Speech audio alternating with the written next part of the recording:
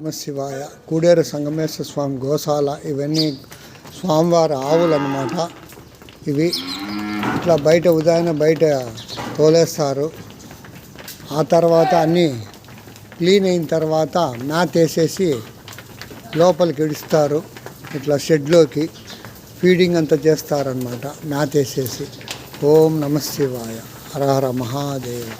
శంభో శంకర. హర హర మహాదేవ. ఓం నమ శివాయ.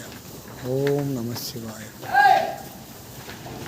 గోశాల పశువులు అన్నీ నాటి ఆవులే అనమాట. అన్నీ విచ్చలవిడిగా ఉంటాయి. ఆవులు దూడలు పాలు తాక్కుంటా వాళ్ళ అమ్మ దగ్గరే ఉంటాయన్నమాట ఇవన్నీ. ఓం నమ శివాయ. హరహర మహాదేవ.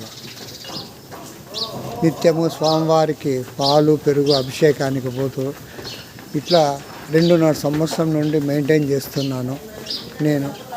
కొంతమంది దాతల సహాయ సహకారాలు ఉన్నాయి కలుపుకొని. ఇక్కడ జీతగాళ్ళు ఉన్నారు 3. ఆవులను ఆలనా పాలన చేసేవాళ్ళు 3. ఓం నమ శివాయ.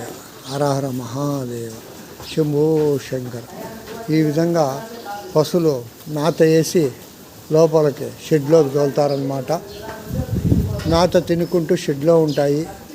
వర్షాకాలము వాన వచ్చినప్పుడు గడ్డి పడినప్పుడు ఇవి బయటికి పోతాయి అన్నమాట. ఇప్పుడైతే ప్రస్తుతానికైతే గడ్డి సరిగ్గా లేదు బయట. 2 రోజులకు ఒకసారి బయటికి పోతాయన్నమాట. ఓం నమ శివాయ.